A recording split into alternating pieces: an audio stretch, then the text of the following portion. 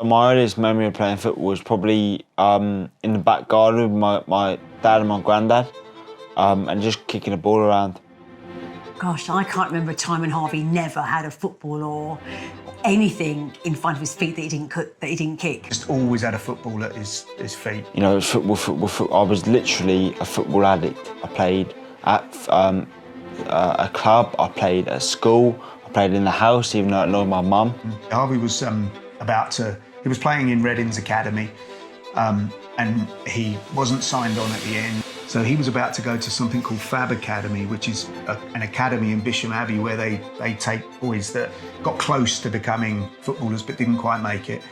And he was all signed up to go there, and then obviously the accident.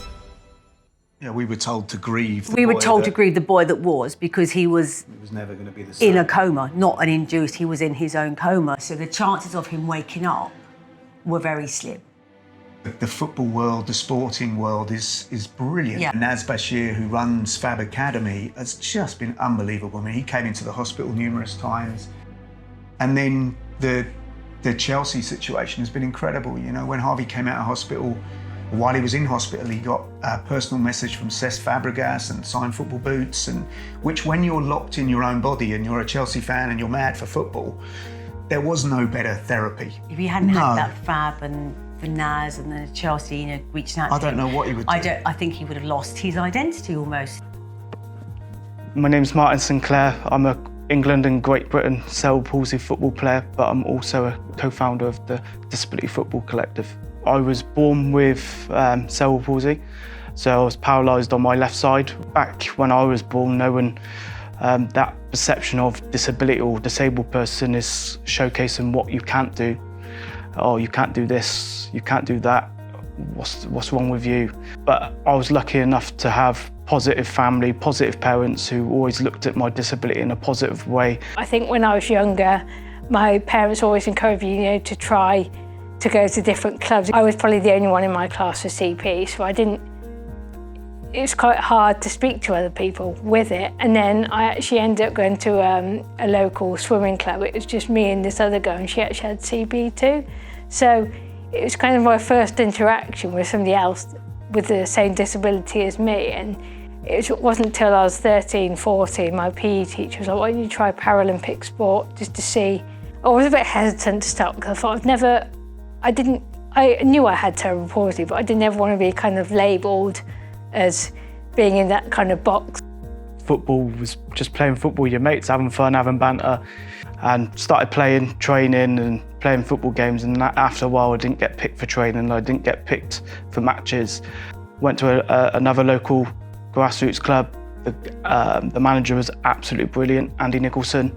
He accepted me for who I was, accepted my disability, but that excitement was short-lived just because I was banned for 2 months because I scored a hat-trick. Someone reported me to the local FA because I was different from everybody else and people didn't understand how I could play football and still had a disability at the same time. I'd say it was probably 2.5 months before we really got anything back from Harvey. In the early days, it would be nothing more than his hand would move, or you could see the eyes starting to track things. There was a garden in the hospital, and I used to go out there every day, and I'd do a bit of passing or something, but I get very frustrated at myself. To be told that he may never play again, and then to see him kicking a football, albeit on a frame with people holding him, was unbelievable. I think the desire to play football again drove me on, and kind of got me through in a way. And it made me feel amazing, like it's always done. Even more amazing than ever, because I could finally do what I love again. I was so keen to play again, and I started going to Chelsea cerebral palsy football every week, and I always went down the park with my dad and my family, just doing some simple drills and stuff. I'm Nicola Cale and I'm a case manager with CCMS, Community Case Management Services, and I'm also a volunteer coordinator for the Silver Lining charity. To have really strong clinical support and underpinning therapeutic goals is so important, but isn't it not always easy to engage people with.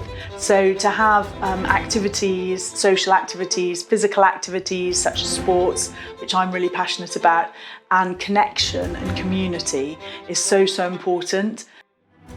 So in the past, I've organised trips for ski trips and surfing trips, which have been kind of supported by my case management background, but open to everybody, so open to all the silver liners and others.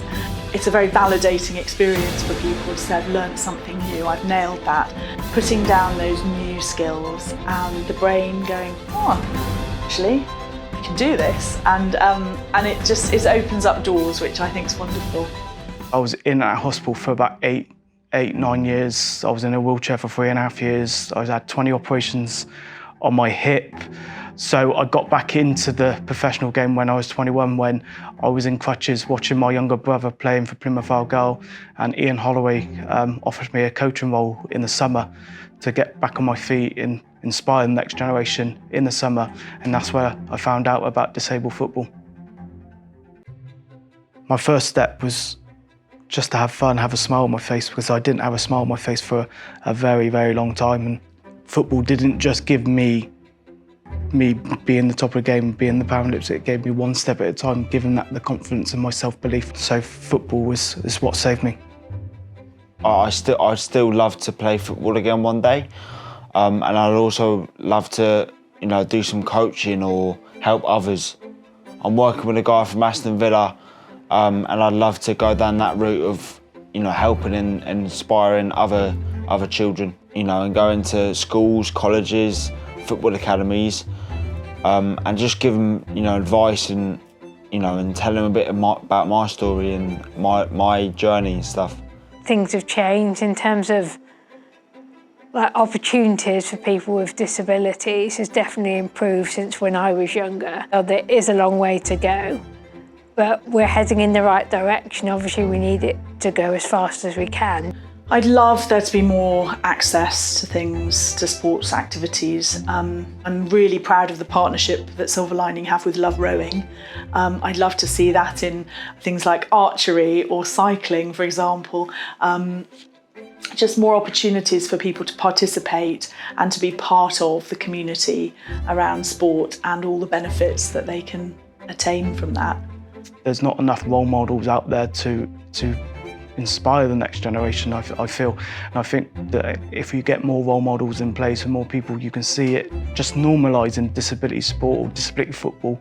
Not every disabled person wants to be an England football player.